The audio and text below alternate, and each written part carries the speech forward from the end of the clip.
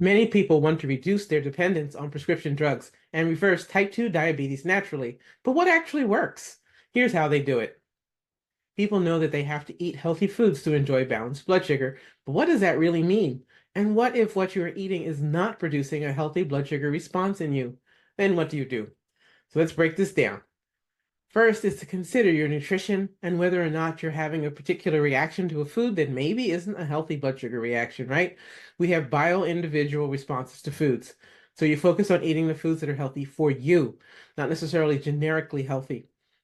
So if you're eating healthy and you still aren't able to fix your blood sugar issues, consider that you might be missing something that's really important that's blocking your success in this goal.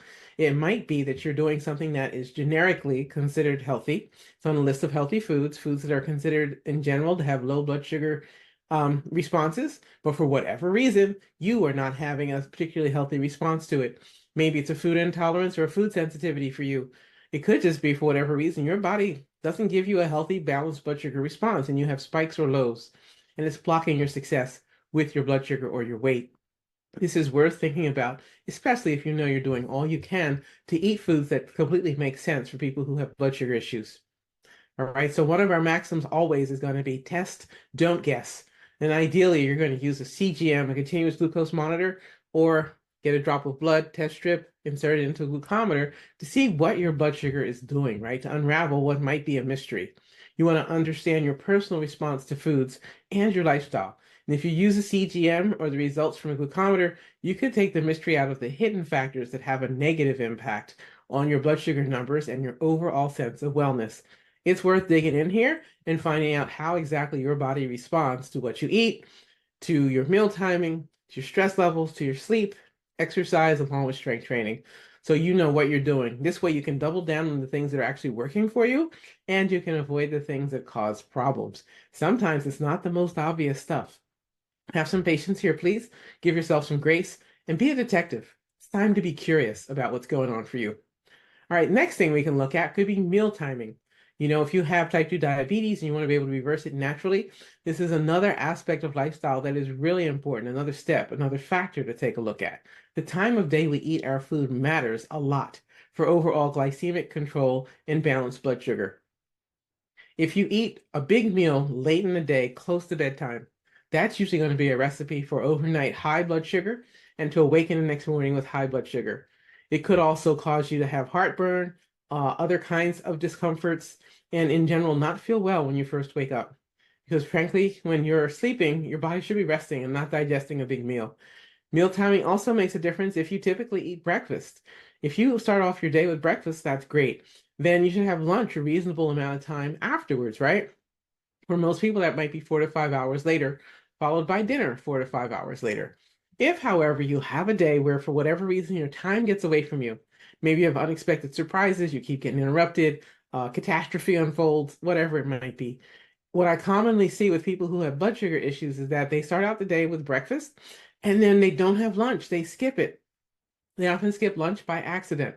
It isn't their plan, their desire to deprive themselves of that midday meal. It just happens that way. By the time they get to dinner, they're so darn hungry, they're ready to eat a bear. And sometimes good judgment about healthy foods at dinner time goes right out the window when we're in a situation where we didn't eat lunch.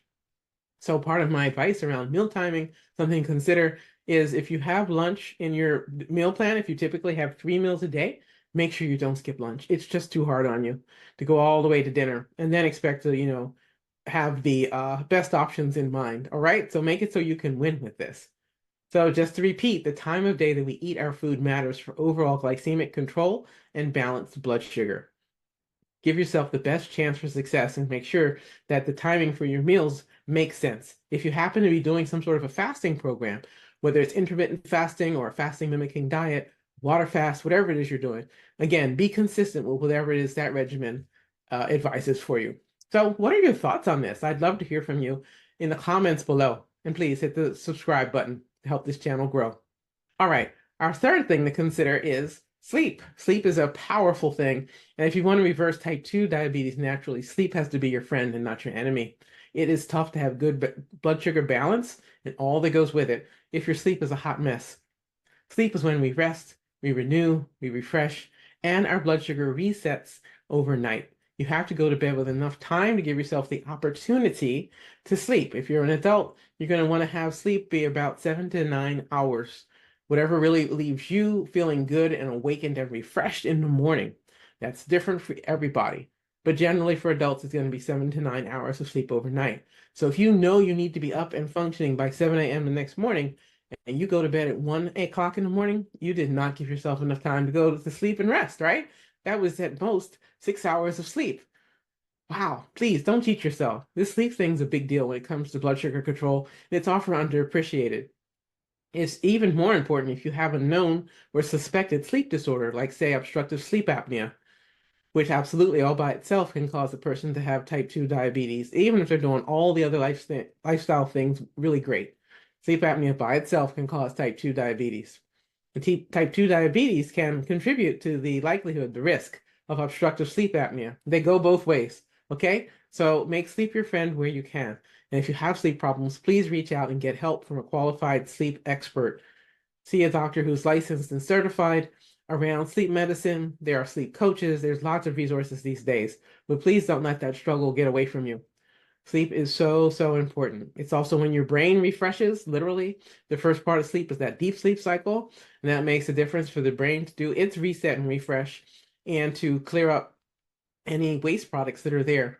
When that is interrupted, what happens is the person is more at risk for things like dementia and Alzheimer's. We're learning so much more about the relationship of these things, and we find out these processes start years, if not decades in advance, before someone has a diagnosis like, say, dementia or Alzheimer's, right? So please take that sleep seriously. If you're looking to reverse type 2 diabetes naturally, sleep has to be part of the healing team. All right, next, let's talk about stress. Now, I think we all know stress can be a problem. Temporary stress in the moment, respond to the situation is okay. It can keep us safe. It can let us do the things we need to do. We can rally and handle the situation that's in front of us.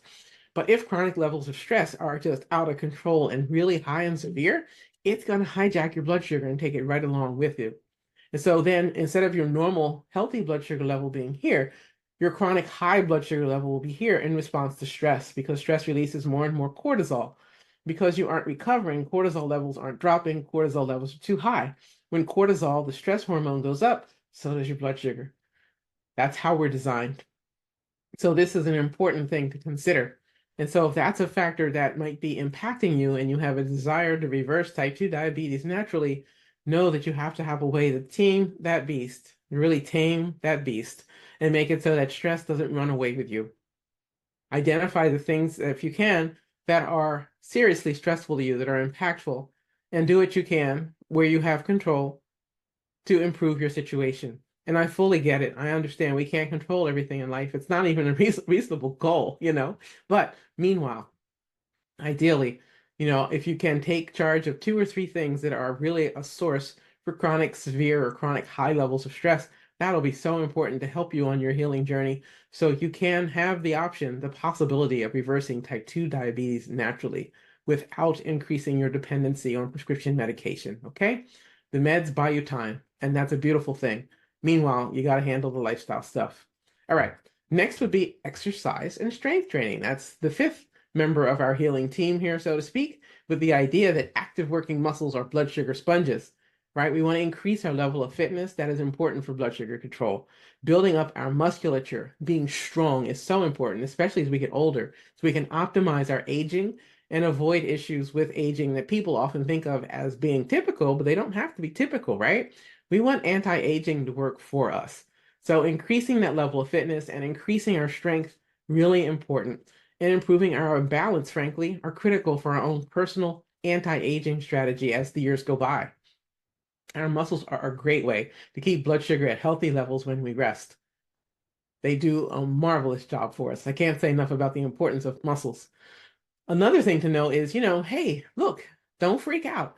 If you're testing your blood sugar regularly, and I sure hope that you are, if you see that your blood sugar levels increase, they rise. When you are actively exercising, this is normal. Nothing to freak out about. Completely normal. The blood sugar level should return to a healthy range when you are done exercising within about an hour of ending the exercise in most situations. All right? So just having that awareness really can make a tremendous difference. The musculature is your friend. It can make it so that your blood sugar will stay normal And also when you are sound asleep, that it will be normal too. So regular exercise, including especially strength training, are really key for parts of this journey. All right, so I hope you found this video helpful. If you like this video, please help my channel grow by liking it, subscribing to the channel, and sharing it with others. You're welcome to check out the next video in this series and other videos on this channel. Thank you for watching.